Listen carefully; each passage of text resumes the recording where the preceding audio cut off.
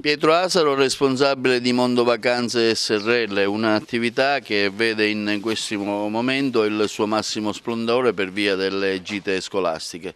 Sì, Mondo Vacanze è un tour operator specializzato dal 1999, quindi da quasi 20 anni, con il turismo scolastico e con il turismo estivo, e in questo momento, quindi fine aprile, tocchiamo l'apice di quelli che sono i viaggi di istruzione. Sostanzialmente i viaggi di istruzione vengono fatti in un periodo che va da febbraio a fine maggio.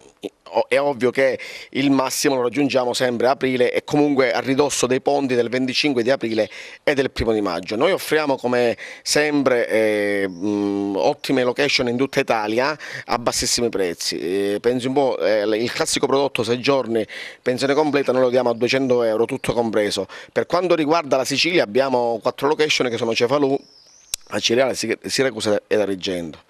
Per Agrigento salimmo agli onori della cronaca 20 anni fa, quando riuscivamo a fare rimanere 6 giorni ad Agrigento gli studenti e creavamo in maniera diretta e in maniera indotta posti di lavoro, perché queste persone, stando ad Agrigento e comunque nel territorio di Agrigento, spendevano soldi, e quindi un turismo sostanzialmente statico di persone che spende soldi nel territorio. Abbiamo 20 anni fa distrutto quello che era il problema di Agrigento, cioè il turismo mordi e fuggi. Abbiamo creato dei pacchetti ad hoc per studenti, ma non solo per studenti, perché poi ci allargammo anche con il turismo estivo, inventandoci la qualunque come escursioni territoriali per fare rimanere 7 giorni, 6 giorni le persone qua ad Agrigento. Pietro Asaro è anche un imprenditore impegnato nella formazione professionale.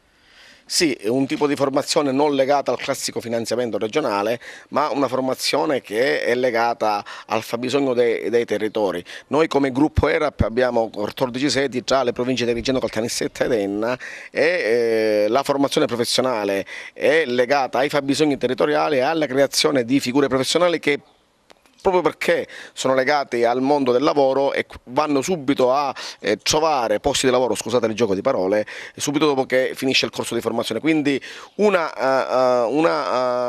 formazione che prima di essere fatta ed autorizzata va a sondare quali sono i bisogni del territorio. Quali sono i settori maggiormente richiesti al momento? Per quanto riguarda la provincia di Agrigento abbiamo molte richieste ultimamente su tutto il mondo dell'agricoltura, che sta avendo un risveglio. Molti ragazzi di 20-30 anni hanno capito che è meglio sbracciarsi e coltivare i loro territori, i loro terreni, le loro campagne, invece che emigrare al nord senza sapere come andrà a finire. Abbiamo anche un risveglio in alcune professioni. Per esempio noi stiamo facendo il corso di macellaio, che non si è mai sentito dire. Noi stiamo facendo il corso di salumiere, perché abbiamo molti supermercati che ci richiedono, guarda un po', questa figura specifica, dove non si riesce ancora a trovare una professionalità per questa figura professionale.